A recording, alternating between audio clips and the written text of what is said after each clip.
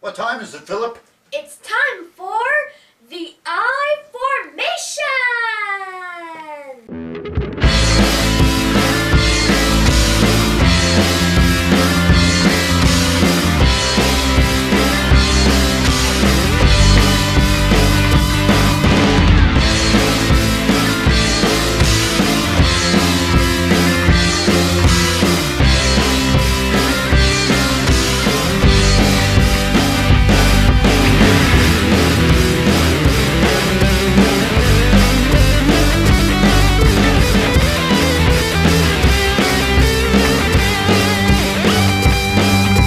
Hi, and welcome to week 3 of the I Formation. I'm Jeff Gibbons. I'm John Moist.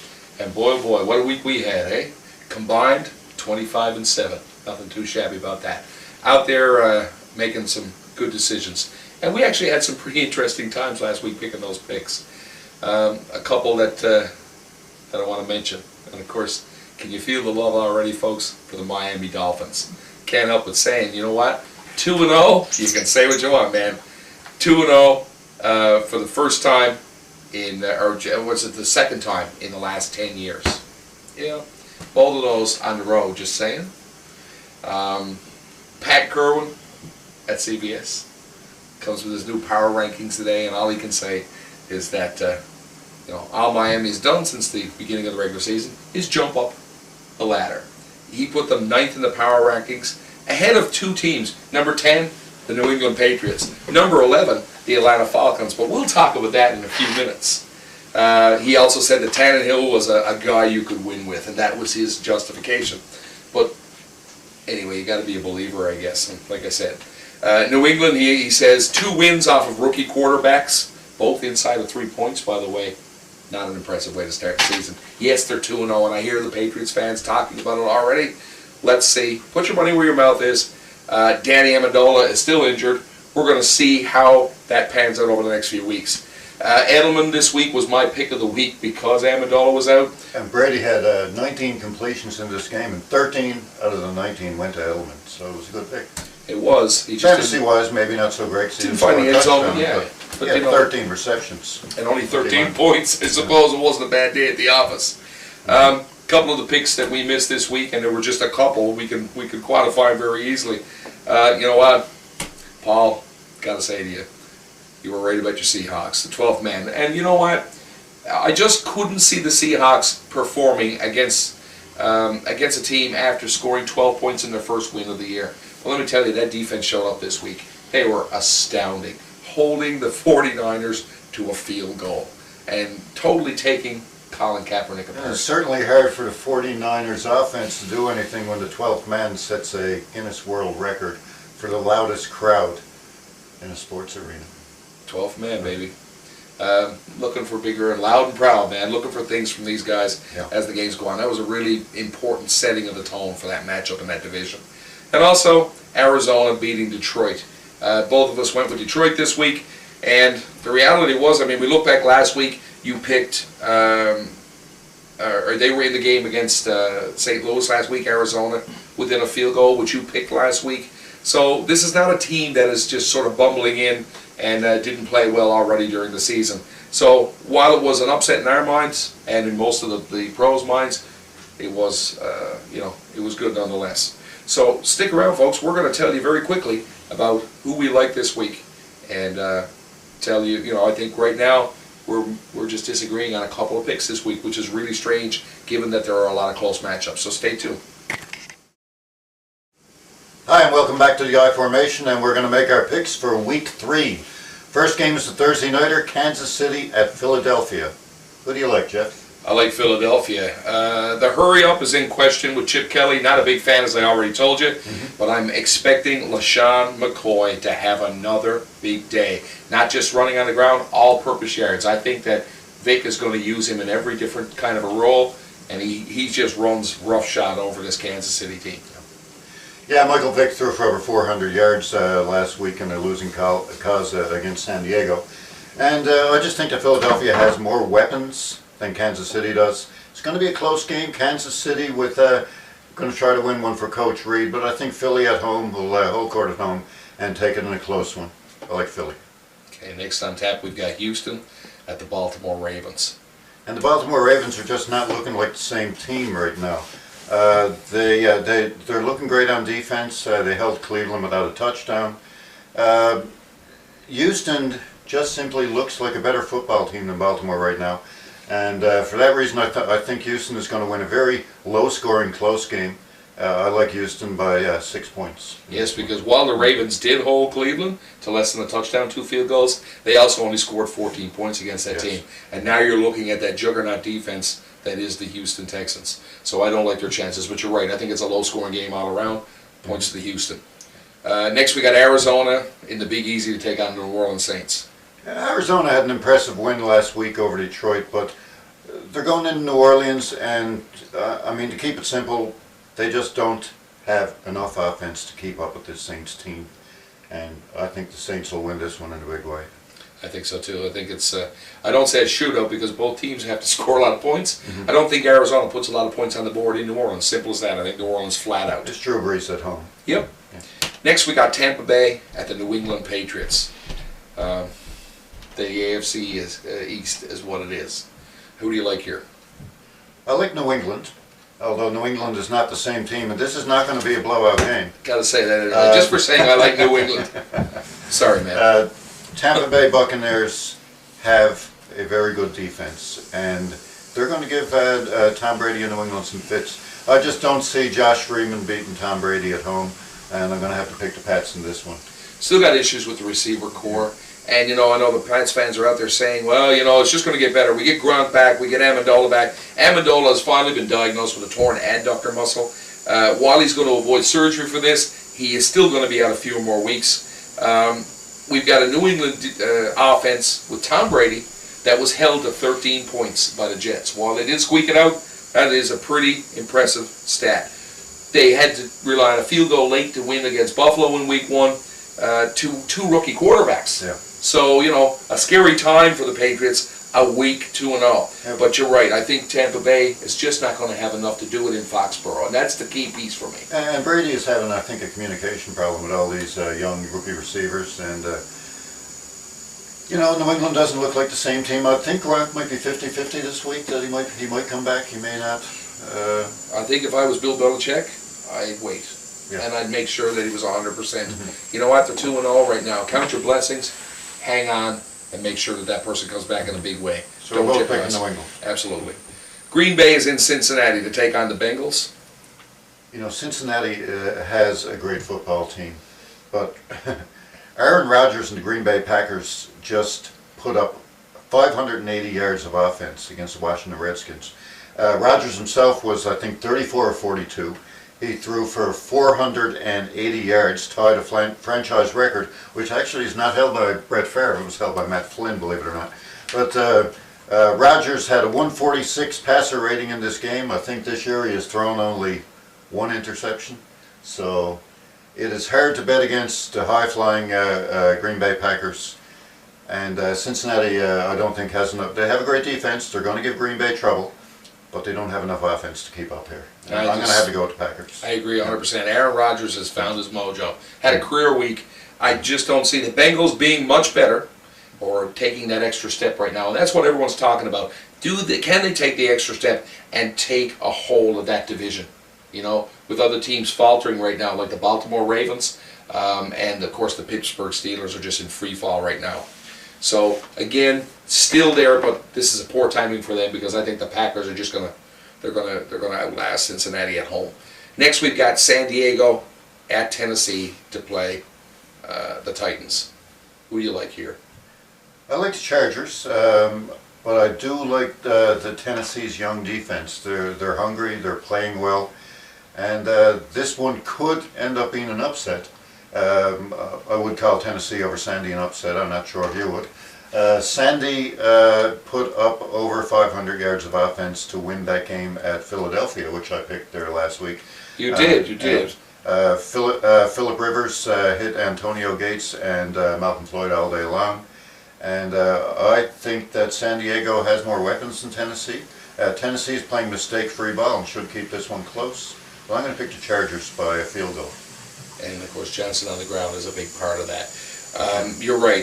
I think if Phillip Rivers played like he did against the Eagles, they outlast the Titans at home. Simple as that. I'm going San Diego as well. Next, we've got Detroit in Washington to play the Redskins. Yeah. And this is the first game that we're going to disagree on this year. And it's kind of funny, given our picks for the beginning of the year, who we thought were going to win divisions. Right now we're looking at a Washington Redskins team that is 0-2 and hungry. But I'm still, in my case right now, there's even talk that RG3 may have come back a little bit too soon. Maybe they should have eased him into that role. He's not running as much, that's for sure. No, and I think the Detroit defense, to be quite honest, this week is going to give the running game for the Washington Redskins fits. And you've also got to deal with Megatron. And what we've seen, and you've pointed out time after time, as a weak secondary in that Washington Redskins defense. I just think it's poor timing. These guys could go to 0-3, but I'm still not worried about them for the division at this point, believe it or not.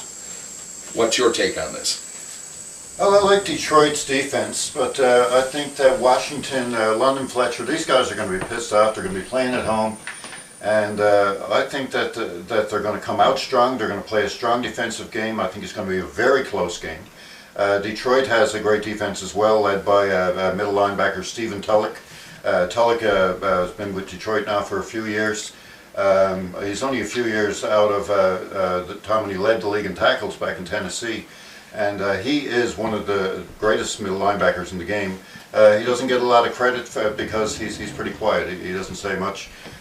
He also has he's a great player in the NFL, and a class act. He has a Stephen Tulloch Foundation as well that helps out underprivileged children, and he is a great player. And Tulloch leads that Detroit defense to a close game against Washington. I like the Skins to win this one by 6 points. You really got a torch there for Stephen Tulloch, haven't you? Great player. Great humanitarian. Moving on to the next one, we got the New York Giants in Carolina, the wounded Carolina Panthers. Yeah. Not going there, but I will say just one thing: 24-23. Quickly, I will say we both agree on this. Surprisingly, I think you've finally given up on those Panthers. Haven't given up on them. Oh, okay. I'm sorry. Maybe I shouldn't put words in your mouth, but I will say that you're not picking them this week because you agreed with me. The Giants have to start to show that they can be still leaders in that division.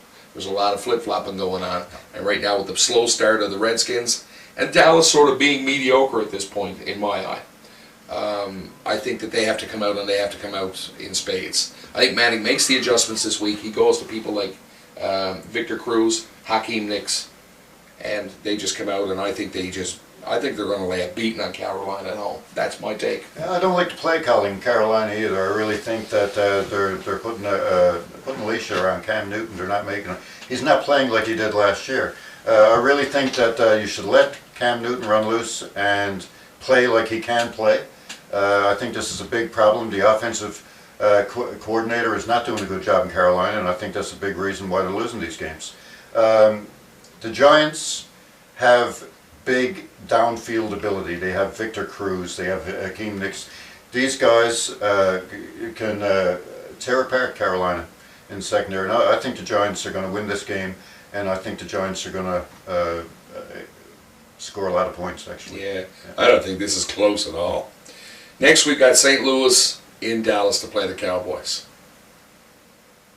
And I can't see it any other way. I mean, St. Louis is an up-and-coming team, you're right, defensively and offensively, Yes. with the likes of Jackson and these kinds of guys. But you know what? They're at home. Dallas is at home, and I just think Romo and the rest of that team, defensively and offensively, are too strong for St. Louis at this point. Yeah, I agree. I think that Dallas's wide receivers are the difference there. St. Louis is definitely an up-and-coming team. Great young defense, and some really good young receivers coming up there. This guy Austin as well as Givens, I believe they have on the other side, and really great team. Bradford's coming into his own, is having a great season. I just don't think that they can go into Dallas and take Dallas because Dallas has better wide receivers, and I think that's going to be the difference in this game. Absolutely. Now the next one is one that we're going to differ on as well. This is the Atlanta Falcons coming into Miami, and I'm sorry, yeah, maybe I'm starting to sound like I'm carrying the torch for the Miami Dolphins, but unlike the Carolina Panthers, they're 2-0. And I think it's a strong 2-0. You know what? My call on this, the Falcons gave up 24 points to that St. Louis offense last week. To me, that's a warning sign. Two key injuries as well. The cornerback, Asante Samuel, who was arguably one of the best in the league at reading offenses, tweaked the quad. He says he's okay to go this week. But also you've got the linebacker Sean Witherspoon, who's a huge part of that defense with a sprained foot. This one's a little bit harder, harder, I should say, to determine. Word is that he's going to be a game-time decision against the Dolphins, and that's a huge piece. When you enter Ryan Tannehill and this receiving core that is starting to make noise in the NFL, this team is on a build and momentum. I think at home they beat Atlanta. I don't think they corpse them up. I think they beat them. And I think that this is going to be a close game. I'm still not convinced that Miami's secondary is strong enough to beat the likes of Jones and Gonzalez and Roddy White, even though Roddy White is hurting right now. I think that Miami's secondary is going to have all kinds of trouble with these receivers, and I'm going to pick Atlanta by a touchdown. One thing they've changed this year is Miami giving up that big play out wide on 3rd and long. And you know what? The corner, Dimitri Peterson, was out of the lineup against Indianapolis last week with a groin, but he is questionable and potentially back this week, and that's a huge piece for the Dolphins as well. Look for the Dolphins defense to come alive and throw blitz packages and could just run right up the middle. Our new defensive coordinator, Coyle, has 35 years experience as a defensive coach, and he's doing a great job at Miami there. Well, I still like Atlanta. Even last week with the win against the Colts, Cameron Wink was almost in hibernation. Didn't see much of him after the big week he had with 3 tackles. Yeah, so let's say that he picks that up for this game. Buffalo at the Meadowlands to play the Jets. Buffalo's defense looked great last week against Carolina, especially Mario Williams, who set a team record with 4.5 sacks in that game. And when you're setting a team record for sacks on a team that had Bruce Smith, then that's something to be said for that. I just think that Buffalo's a better team right now. Rookie quarterback E.J. Manuel is probably playing a bit better than rookie quarterback Geno Smith. So C.J. Spiller on the ground will give Buffalo the edge in this one. And I like the Bills by a field goal in a hard-fought game. I'm going to say similar, but here's the math for me. Within a field goal of the Patriots plus beating Carolina equals beating the Jets. And sorry, your father Dave, I know this is going to kill him, but I'm going to say L-O-S-E. Lose, lose, lose. Here it comes again. Sorry, Dave. On to Indianapolis at San Francisco. We've got the wounded San Francisco 49ers. 49ers are going to be angry in this one. This is a hornet's nest. They just lost a really rough decision to Seattle, 29-3. And I believe last week I called Seattle overrated. I will go as far as to say, though, that a lot of the experts are picking Seattle to win this division. I'm still going to say they don't. Matter of fact, I think when Seattle goes into San Francisco later in the year, they're going to lose. And I think I'm still picking San Francisco to win this division. And because most of the experts are saying Seattle is going to win it, that's why I'll still say that Seattle is overrated in that division. And but in this game, San Francisco is at home to Indy. San Francisco is angry. Andrew Luck gets sacked a lot, and he might not make it out of this game alive. It's quite possible he'll be killed. Yeah, I don't think Luck is going to be anything to define what he's going to have against the San Francisco 49ers. Bolden's going to step up here after an abysmal week this past week against the Seahawks. Kaepernick's going to use that read option to spread the field wide open. I think it's just a whale for the killing here. That's what I'm saying. Next, we've got Jacksonville going into the jaws of the Seattle Seahawks. Are you kidding me? Next. Tim Tebow, save me. Or maybe Tim Tebow and Chuck Norris, save me.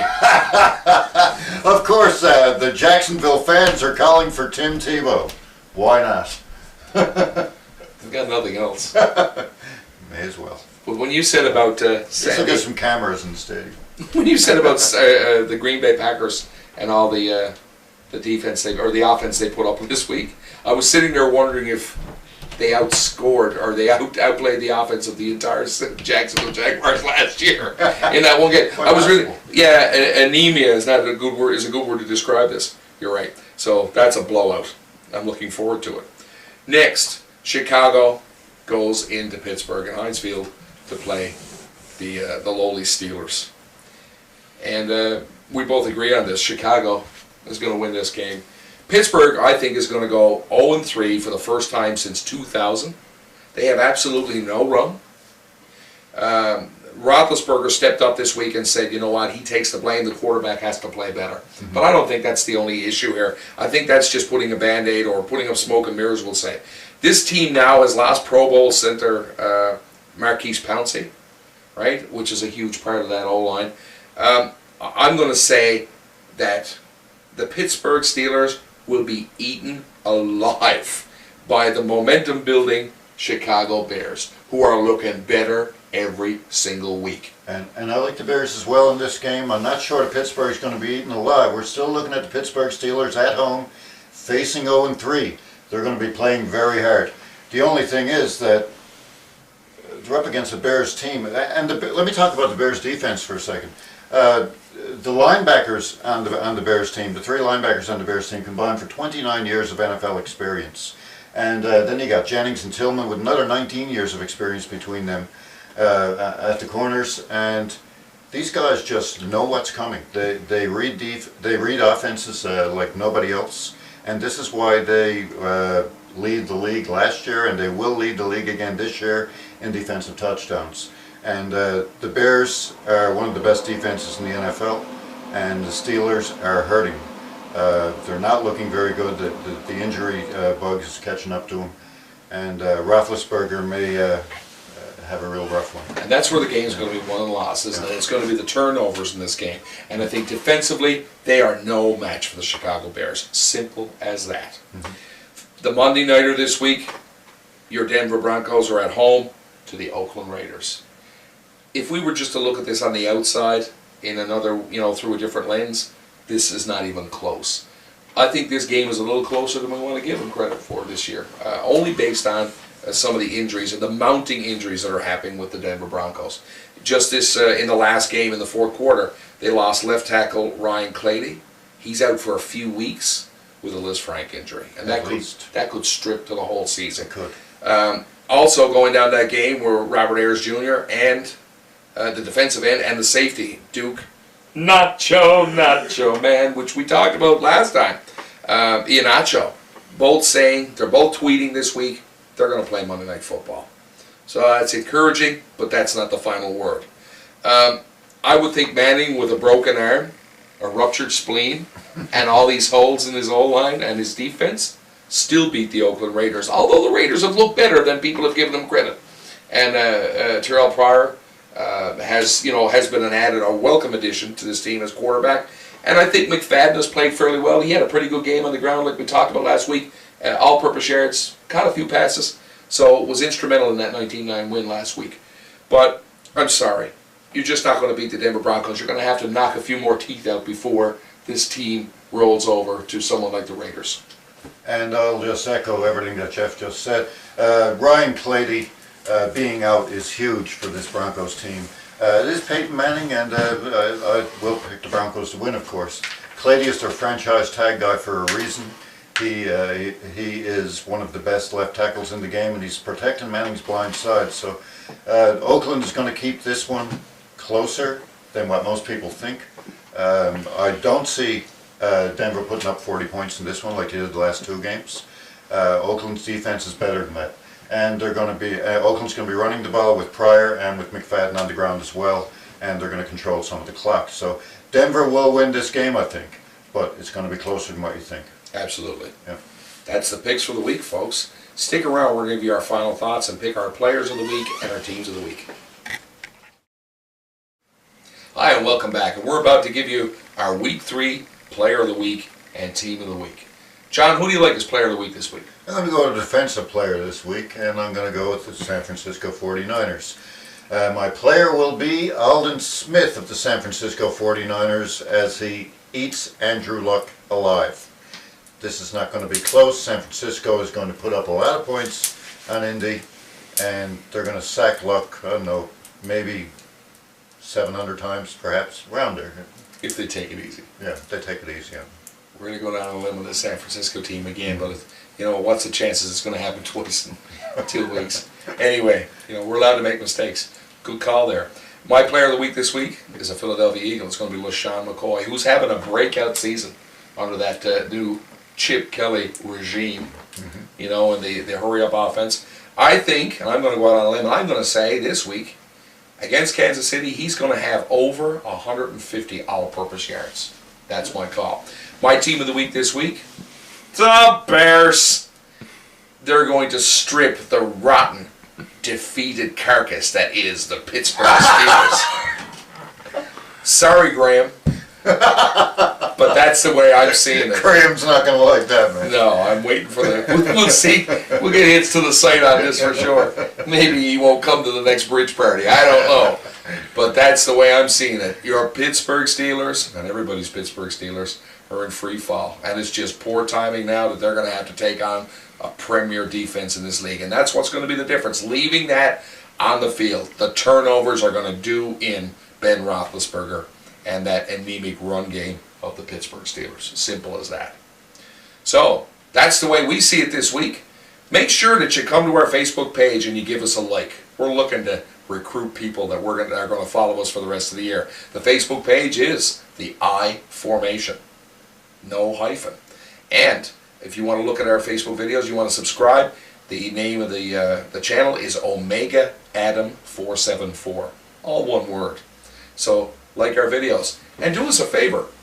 Let's share those videos, share our links, because we know there's a lot of good people out there that would love to be seeing this stuff. And we're looking forward to growing this community. And we're always welcome to opinions on our page and the banter that we're starting to see now that's getting better and better every week.